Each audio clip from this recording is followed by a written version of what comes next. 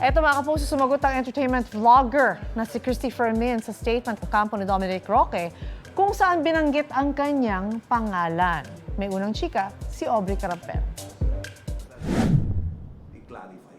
Dahil sa pagkakadawit ng kanilang pangalan sa isyung may politikong benefactor umano, ang aktor na si Dominic Roque, pinag-aaralan na raw ni na dating Congressman Bong Suntay at Dapitan City Mayor Bullet Halusos ang pagsasampa ng kaso.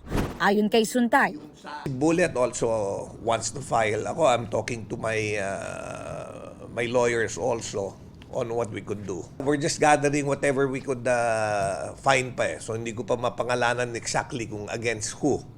Siyempre, we want to file the strongest case to... when you file a case, you want to win. Kasi I'm also a lawyer and gusto ko kung sino yung pinaka-most guilty. giit ng dating kongresista, matagal na niyang kaibigan si Dominic at nalagyan ng mali siya ang pagkuha niya rito bilang brand ambassador ng gasolinahan. Kahit hindi niya pangalanan, siyempre pagka sinabi mo na sino ba naman yung politiko na may-ari ng gasoline company. There are malicious people na, uy, ito, may picture kasama ako na yan nga, yung contract signing namin for gas station. Binigyan ng gasolinahan. Sa pahayag na inilabas ng kanyang mga abogado para kay Dominic, sinabing malisyoso at mapanira ang mga komento ng showbiz columnist na si Christopher Min sa kanyang vlog. Nagkaroon pa raw tuloy umano ng di tamang pagdududa sa sexuality ni Suntay.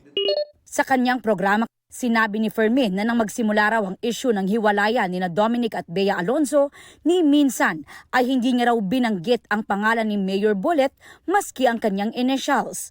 Wala rin daw siyang sinabing benefactor ni Dominic si Suntay. Nagtataka nga raw si Fermin kung bakit nagpa-interview sina Suntay at Halusos tungkol sa issue. Dahil dito, hindi raw siya hihingi ng tawad o paumanhin para sa mga bagay na hindi naman daw niya sinabi. Sinusubukan pa rin naming kunin ang reaksyon ni Dominic at ni Mayor Bullet. Ito ang unang balita. Aubrey Carampel para sa GMA Integrated News.